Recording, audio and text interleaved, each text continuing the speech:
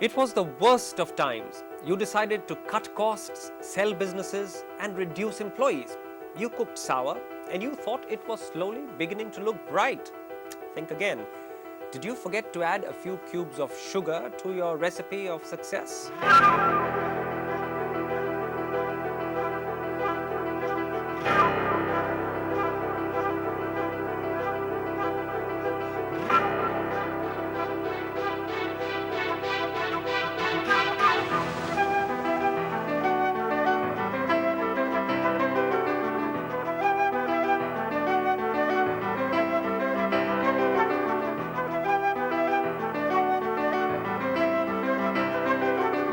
Hello and welcome to Lessons in Excellence, the Indian story.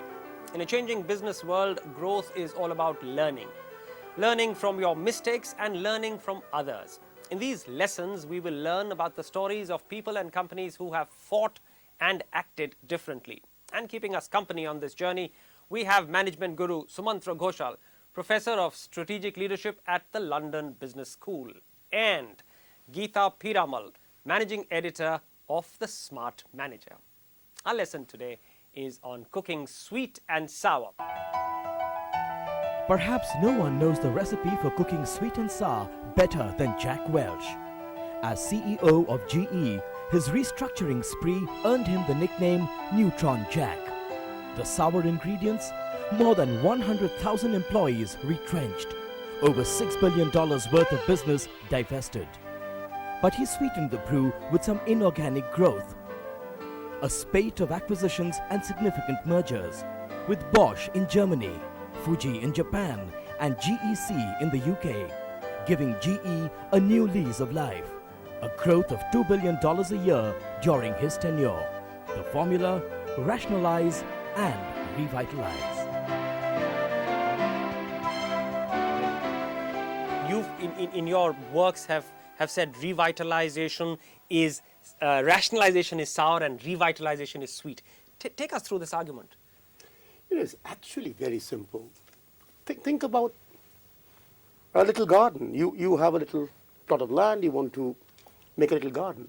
You want lovely roses, big, fragrant roses. You got to fertilize the rose plants, you got to put water, you got to take care of it, perhaps even love it.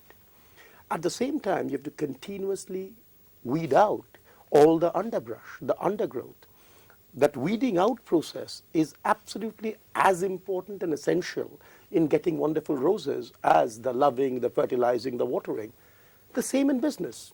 No matter what you do, ultimately in business, you will have weeds in your organization. Products you'd have experimented with, some that would have been successful in the past, a factory that was once competitive, now is not. Weeds will inevitably happen. That's the cooking sour bit, that you have to take out those weeds, throw those products out. To build the business, to build the roses, to build the new product line. It's resources. In the garden, the resource is land. And you want the best use of that soil. In business, you have resources, whether it's your capital, your talent, your technology. You want to get the most out of it. If those are all drained away in terms of products or businesses that are not making the full use of them, at the end, you're not getting the most bang for the buck you have. Okay, it's as simple as that. Gita, the words used are that these are symbiotic. But if I can understand from what Sumantra said, they almost seem to be mutually exclusive. You can't do the two together. But you absolutely do need them together, because on the one hand, you need money, you need resources, you need growth. Now, when you are trying to capture the resources, you are rationalizing. That means sometimes you have to close down plants, sometimes you have to let off people, you have to sell businesses. At the same time, you need to invest this. And that's how the growth comes. At the same time, the growth needs hope, energy, satisfaction, and the need and the desire to keep on investing in the rationalization, the sour part. So the sweet is needed to sweeten the sour. How is it that it should also be thinking of growth? I mean, should it not first fix the problem and then go for growth? This is, if I say, what's the most important single difference I have seen of companies that are able to build sustainable high performance versus those that don't? I think this is the single most important reason. For most companies and to most managers, these two indeed appear to be mutually exclusive. So you say, we all want growth, but right now it's all about productivity. Yeah, right now I've got a Or problem. you say, we are a growth company, we grow. The difference of companies that actually achieve it is they recognize that not only are the two not mutually incompatible, that they are completely symbiotic. The point Gita just made, there is an instrumental resource side of the story, but there's also an emotional side of the story. The resource side is, it is the cutting that gives the money, the talent, people to invest into growth. But it also gives legitimacy. Legitimacy to the capital markets. They understand that, yes, you are taking action for productivity. Legitimacy with customers. Ultimately, even legitimacy with employees. You've also talked about how GE and Westinghouse did this differently. Jack Welch at GE did the cooking of sweet and sour together. Westinghouse did only the sour. Take us through that. Imagine this, and this tells all. A new CEO of Westinghouse comes in, Douglas Danforth. He has his first meeting with his 300 senior managers. First meeting. And the statement he makes is, I will sack my mother if she doesn't meet the budget. Okay. Be the 300 people in the floor. What does it do to you? That's the only message that he gives. Productivity, we shall close businesses, we shall sell our plants, we shall sack. In that same presentation, he said, in 1 year's time, I do not expect to see more than 50% of you here, in a very macho way. That, I am the tough manager. That does not engage the true passion of those people. So what happened to Westinghouse? So you get into that, you have results. You don't fully like your results. Your profitability is not enough, return on capital employed is not enough. So you cut resources, right? You sell plants, close factories, sack people. There is a temporary improvement of performance because indeed a part of it goes to the bottom line. But then the underlying problems that cause the bad results are often not solved simply by cutting. So again you get into problem, again you cut, and you go round and round the negative spiral. This is what happened to Westinghouse. And Neutron Jack at GE did it different? Neutron GE, there is always a problem talking about Jack Welch. Last time I was showing a video of Jack Welch. Some students in my class said, isn't the guy dead yet? There's been overexposure, but I think we singularly underestimated the power of what he did. In the worst period, he got the Neutron Jack reputation in the first half of the 80s. If you take the numbers are fantastic. GE had 320,000 employees when he takes over. And he's not taking over a company in trouble.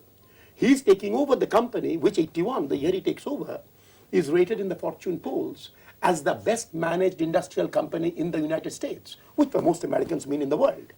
So the company you're taking over is the best managed company, 310,000 employees. About 120 go away by divestment. Around 118 come in through acquisition. So that's a wash. Of the remaining, 130,000 people leave the company. So people say Neutron Jack. Look at what he did. First, 130,000 people left, had a better package than any other company in the United States ever had, way beyond low. As much as possible for soft landing for those people, career training, all of that. Second thing he did is, while he's selling off one set of businesses, refocusing the portfolio, at the same time he's investing in the other set of businesses. Huge investments in the portfolio that remains through alliances, through acquisitions, through internationalization, buying in Europe, investing in Asia. So all the time, while he's cutting some, he's investing in the others at the level of people. While he's cutting these people, the highest investment GE has made in training and development of managers is also at that time.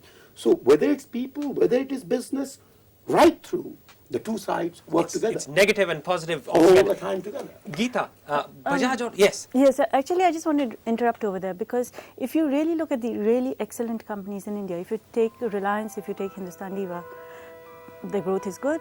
Okay, Hindustan Lever maybe it's a little slower right now, but traditionally it's been a high growth company. You have Reliance, which is a very high growth company, and what did they do at the back end every time? They're cutting all the time.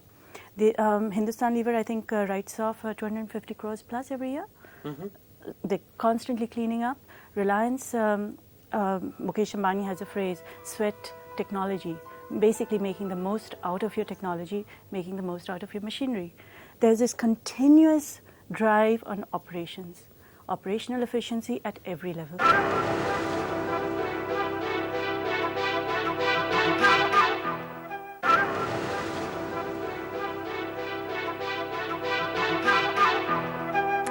Welcome back.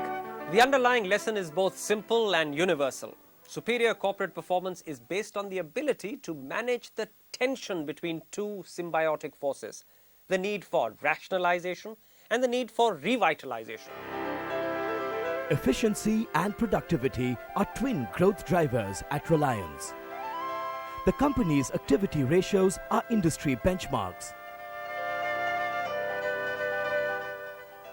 Employee cost is 4% of revenues against 15 to 20% for its competitors. Its sales and distribution cost at 3% of revenues is 30% lower than the global average. Reliance's stranglehold on market leadership is fueled by its late founder's clear growth vision. Sumantra, in this whole context of cooking sweet and sour, you made a fairly sharp distinction between profitable growth and unprofitable growth. Take us through that argument. Take an example. The Korean chaebols. If you actually see Samsung or LG or Daewoo or Hyundai, these are very, very strong companies, well-managed companies, really committed people. They're all about growth. For example, in 2000, what LG was doing, in 1990, what LG was doing was, they called it in a vision, Leap 2005, that we will become 10 times in 10 years. It is all about growth. The problem was the return on capital employed kept on coming down in the search for growth. Ultimately, these companies really faced trouble. Debt equity went up to 5:1. With no profit, the capital markets don't reward you, so your price earnings go down, your stock price goes down. Finally, with the Asian crisis, all of these Korean chaebols confronted the problems that built for themselves with unprofitable growth. That was the problem of LG, Samsung. Now, when you're looking at a business, is this a very formal construction of the very thumb rule that businessmen have, that you should invest in growth only if your business is throwing up cash? No, that may be simplistic, because in that assumption, there is a feeling that a company is a closed system. A company is not a closed system. There is a capital market outside it. If you have exciting growth opportunities, much better than anybody else, you should use the capital market, both for debt and for equity, to exploit those opportunities. You are doing good for the company. You are doing good for the shareholders. It is not that you are limited to only the cash you can generate. That's a capital market free conceptualization. However, the basic rule remains: you invest as long as over time the returns meet a certain set of expectations. If they don't meet those expectations, if your returns are lower, then ultimately you have both a cash problem inside, your debt equity keeps on going up, and you have a capital market problem outside, because capital markets are looking at you. It's a double whammy then. It's a double whammy. And you get stuck in the double whammy, and you can't easily get out because you have invested. It's like a white elephant that is sitting there. So by the time you begin to feel the pinch, your ability to get out of it becomes even less. So we say, look back, we say profitable growth. Basically, it's really common business sense that says, do I see what happened to the dot-coms? We saw the ideal example of this in the dot-coms. No profits. There's this mantra, it's only growth. Everybody went for growth. But they got such cheap capital. Where I'm trying to understand this argument is, on the one hand, you've got the simplistic argument that only grow if your business is throwing up cash. On the other extreme were the dot-coms, which got such cheap capital that they just blew it up in that quest for illusory growth. Where is the reality? The thumb rule is pure common sense. It is net present value of all future cash flows, which basically says, do you have a business model? Your business model may say, first 3 years is cash negative, 4th year we break even, 5th year onwards we start making money, but then you make a lot of money, it is positive NPV. We ultimately are creating wealth. Capital market will understand it. As long as you can support that investment over time, great business. But you have to have a business model so that you understand that this business is worth doing in terms of the returns it generates over a certain period of time. And when you lose track of a business model and all you have is, growth is good and we go for growth without recognizing the cost of the growth when the money comes back, which a businessman does, you land in trouble. And that's when you're saying the downward spiral. You get into the spiral, downward spiral.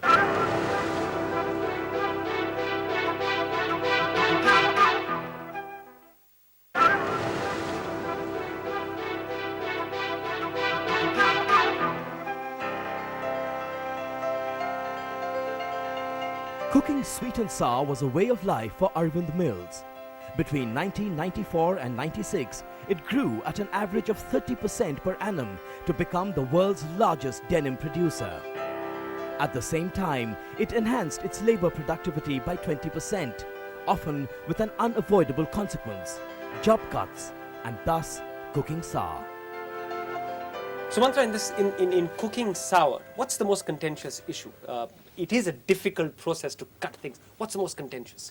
You know, at one level, of course, it is simply that nobody wants to cut, right? It's sort of a human nature. It's a difficult decision. It's a difficult thing, Put it and back. so on. But I think if I look at which managers can and which managers can't, I think at the end, the most important distinction, the most important battle a manager has to fight to be able to learn to cook sweet and sour is to sort out personally a sense of self-image and identity. Who am I? And it's managers, many of them, are liberal people. Growth is wonderful, and the image they take of themselves, and in India it's a particular issue, because what you are going to cut is either something your grandfather built or your father built, or for entrepreneurs, it's something you have yourself built. It is this emotional side that's the biggest barrier. Intellectually, every manager understands the need for cooking sweet and sour. That's never the problem. The problem is emotional. Intellectually, understanding the need to cut, they don't, because they get stuck emotionally. And the real solution lies in being self-reflective enough to not to deny the emotions. It is painful to cut. Suffer the pain, acknowledge the pain, and to sort out your own image in your own mind. I think that's the barrier managers have to cross to be able to do what they know they need to do. Trouble is they don't often do it. Okay, in cooking sweet, there are Sorry, a couple. Raghav, Yes. I'm going to just cut in over here. Sumantra talked about entrepreneurs, he talked about family business, but we were together in a bank, a government bank, a PSU, and you had this terrible feeling amongst the managers over there that I'm in this job for a couple of years at most. I really don't want to put all these black marks against people. Mm-hmm. I really don't want this guy to lose his job just because of me. I'm out of here soon. He's got children, he's got family. I'm a responsible person. I don't want this person to lose his job. Cooking sweet is the more exciting part of the job. That's the one, the rush of adrenaline. You've got extra money, you've got building up capacity, building up business plans. Is there a danger that you can overcook the sweet? You can even get diabetes in this cooking sweet. We're back into this. You know, more companies have gone bankrupt because of their failure to manage growth than have gone bankrupt because of their failure to manage decline. Mm-hmm. There is this notion somehow managing growth is easy, just put some plant. Managing growth is a very, very tough process. And it's back to the conversations about profitable growth. It is an extremely difficult job. I mean, how many cases of diabetes? .coms are cases of diabetes. If you talk about diabetes, oh, it's all that growth that matters. Somewhere it will all work out. It doesn't. So absolutely, there is a huge problem of diabetes. The managing growth is not just optimism, not just exuberance, not just, managing growth is a very tough process. Look at India. I think Reliance has managed growth outstandingly well. I think Infosys has managed growth outstandingly well. Like Infosys, SR Steel rose to industry leadership in the late 80s to become one of India's biggest players in the steel industry. Yet, it was an underachiever, an example of a company that concentrated only on growth without increasing productivity. The 3,300 crore rupee conglomerate started with a bang with a stock price of 124 rupees in 1994, but today is struggling to keep pace with a current year high of 15 rupees in July 2002. But there are the examples of in your book, for instance, you've talked of the SR group, which went into an overgrowth mode and landed in trouble. We have seen the problems SR faced at that time. And trouble is, hubris is an amazing thing in human life. How many cases have we seen? A company starts, it grows well, it grows profitably, it grows with muscle. But then it starts saying, we can grow. And then at some point, they lose control over the growth process and get into what you just call diabetic growth, which is uncontrolled growth. In the next episode, we take a look at how Bajaj Auto was revitalized after a period of relative decline when it faced competition for the first time in the early 90s. And meet the man who cooked sweet and sour at Bajaj Auto, Rahul Bajaj. This is not a debating society. He should not be in an ivory tower. He must listen to everybody. listen, but he decides. There's no voting. There's still a big human cost. The persons came and told me, who have been with me 25 years, Rahul Saab, my family thought, my children thought, my wife thought, I was a highly competent manager. What do I tell them now? Why have I been asked to go home? I understand that you are not saying I am bad. You are just saying we have too many people. You have to restructure. I realize that, but I can't show my face at home. There are different ways of saying it. And I was crying.